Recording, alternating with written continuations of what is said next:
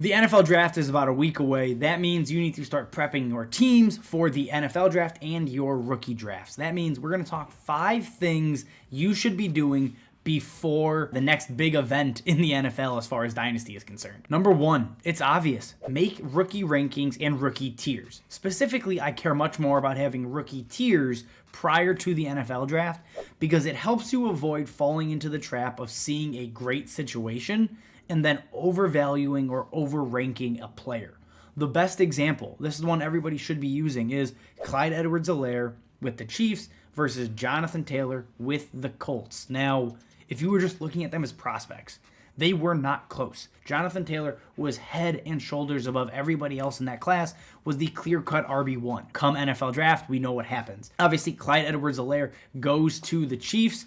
Everybody loses their mind for the most part, and most people, or a lot of people, ended up taking CEH as the RB1, when if you had done your tiers ahead of time, you're realizing landing spot should not jump a player up that much. Talent still matters. So CEH was 2 tiers back for me. He did not end up ahead of Jonathan Taylor.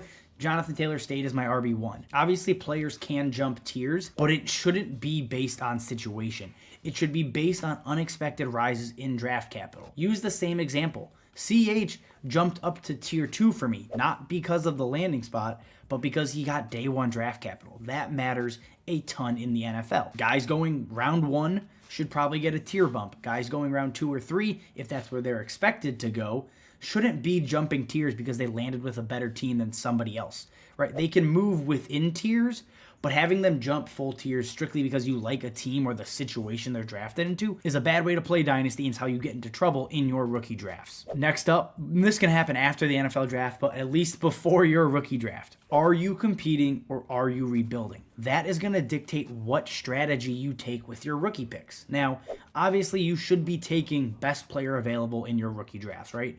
You're not setting a lineup in April. But if you're competing, I am much more likely to trade draft picks away for proven talent than I am if I'm rebuilding, right? If I'm rebuilding, I want a chance to hit on as many players as I can that may have massive jumps in value. That's what rookies represent. Let's say I think I'm competing, right? And I need a quarterback too, right? I need an opportunity to get a proven productive player. And I'm sitting at like 102 to 104. I will take a proven quarterback over any of the rookie QBs available because it fits my roster. That is the difference between competing and rebuilding. So understand where you're at in your dynasty life cycle, if you will, and then approach the offseason and your rookie draft accordingly. Move number 3, you should be looking to trade away your late round rookie picks. Capitalize on the rookie hype that is out there, right?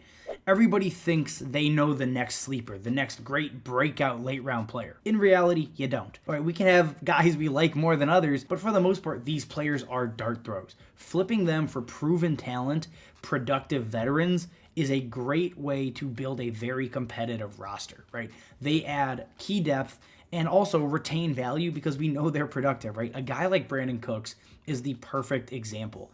Brandon Cooks, for me, if I'm a competitive roster, I am trading late seconds, early thirds all day long because Brandon Cooks has the potential to be a wide receiver 2 in this offense. He could even be wide receiver 3 with boom weeks. That type of depth is important for dynasty rosters. So that is what you should look for when you're trading away these late rookie picks. Understand their dart throws, and getting players that we know are good or at least talented is a big step in the right direction. Move number 4. Start looking ahead to 2024, right? Let's say you're at the top of a tier, right? Let's say you're picking 108, but you have a tier that goes down to 202. Look to trade back in those tiers and acquire 2024 draft picks. This is when they're going to be cheapest and when 2023 picks are going to be at their peak value, right? Especially right after the NFL draft, people are going to lose their minds because it gets tangible, it gets real, right? At 108, I know who I could be taking, just like I know who I could be taking at 202. So once you have your tiers identified and set, look to trade back within your tiers if there's enough guys that you like in that range, and add draft capital in the following year in 2025.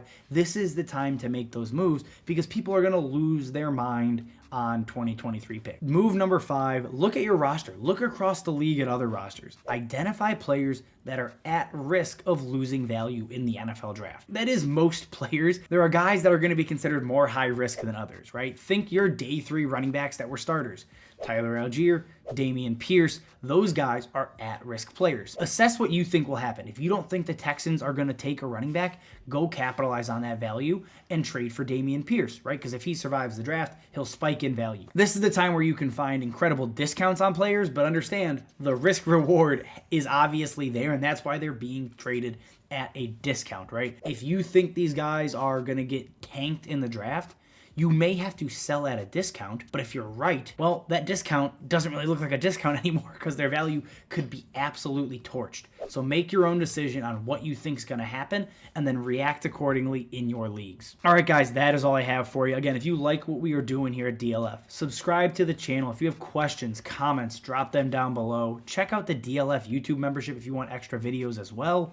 As always, guys, thank you for watching, and we will see you next time.